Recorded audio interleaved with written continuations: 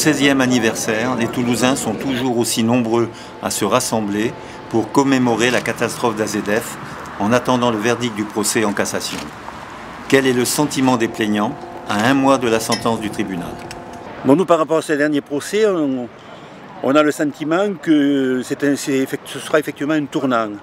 Il est difficile, compte tenu de la démarche juridique, de penser pouvoir aller au-delà de la décision qui sera prise, donc elle a une certaine importance. En ce qui nous concerne, nous espérons qu'elle ne se basera pas sur des faits qui ont été qui ont été laminés lors des procès précédents et qui ne correspondent pas à la réalité de l'explication de la catastrophe. Donc nous, ce que l'on espère, c'est qu'il y ait un certain nombre de décisions portant sur des demandes d'information qui nous permettraient d'aller vers une explication crédible de ce qui s'est passé en 2001. Voilà un peu dans l'état d'esprit où l'on se trouve. Si cette poursuite de recherche est engagée, nous serons satisfaits. Si elle ne l'est pas, quelle que soit la décision prise, nous se laissera dans l'insatisfaction, que ce soit une condamnation ou une mesure de clémence.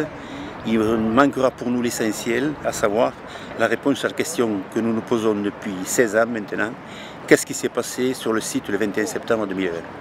Donc suite au verdict du premier procès en appel, lors de ce procès en cassation, on demande à ce qu'il y ait des compléments d'enquête, réouverture d'enquête soit faite pour expliquer les phénomènes électriques et les phénomènes lumineux qui ont précédé l'explosion. Le verdict, il est dans un mois.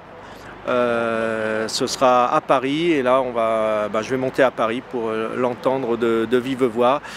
J'espère que le tribunal nous aura entendu, mais c'est pas facile. L'affaire est vraiment très délicate.